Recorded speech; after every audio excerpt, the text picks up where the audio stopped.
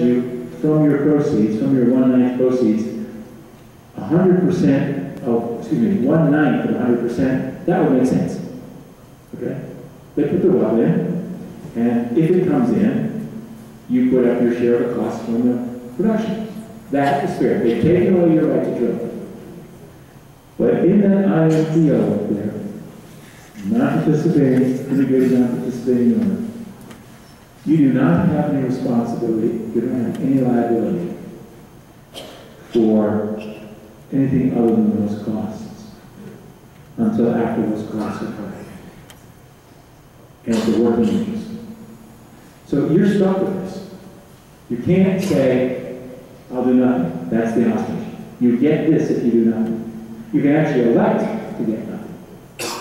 You can actually elect this. I'll take 12.5% because there's no money required and there's no liability. The law specifically says no matter what happens on that well site, no matter what happens, you have no liability.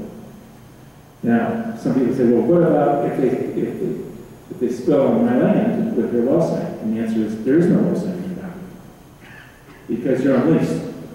They cannot put a well on your property unless you lease it. So you're never going to have a well site on your property. You're never going to have a liability of that. And the law allows you out. This is not a good bargain. The best of it, when there's a good well, is to be a non-participating owner. You create an LLC. This is a loophole that I invented. I've done over 50 of these, by the way. I think the only other attorneys have done more than 1 or 2 of the gas attorneys for the companies. I invented a loophole. I created an LLC owned by my client. My client then leased to their own 100% owned LLC.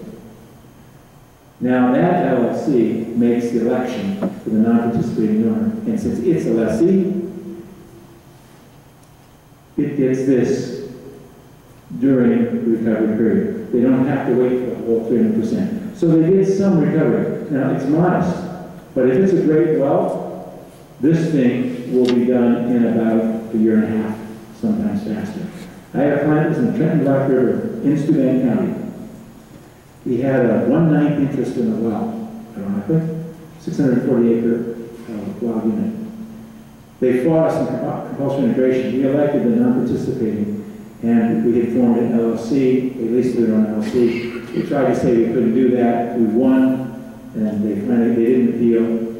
And when they had to pay us our first check for our clients, 18 months later, this well had already cleared that 300%. His first check, because he was a working interest owner, got 1/9 of that well, not 12.5 of 1/9. His first check was $2.4 million. So on a very, very good well, this thing actually can make you money. But it's still, as far as I'm concerned, unconstitutional that you should have to pay more than the simple well costs when they've taken from you the right to drill and given it to the developer, and taken from you the right to see the results before you make the election. Because remember, in rule of capture, you can watch your neighbor put that well in. You didn't have to do anything. And in fact, you could never do anything. You could refuse to drill a well and they could drain you off. Or you could put your own wells in. You have that choice. All those choices have been taken away. But the Supreme Court of the United States has said this program can be made constitutional, but I believe that that's not. It's never been challenged. I'm right now putting together a 3-attorney team, including 2 eminent domain attorneys. One of them, who was the man who helped write the eminent domain procedure law, to challenge this for waiting for compulsory integration once fracking starts again. And we're going to challenge this in every single compulsory integration. We're going to challenge that 300%. Jim? Yes?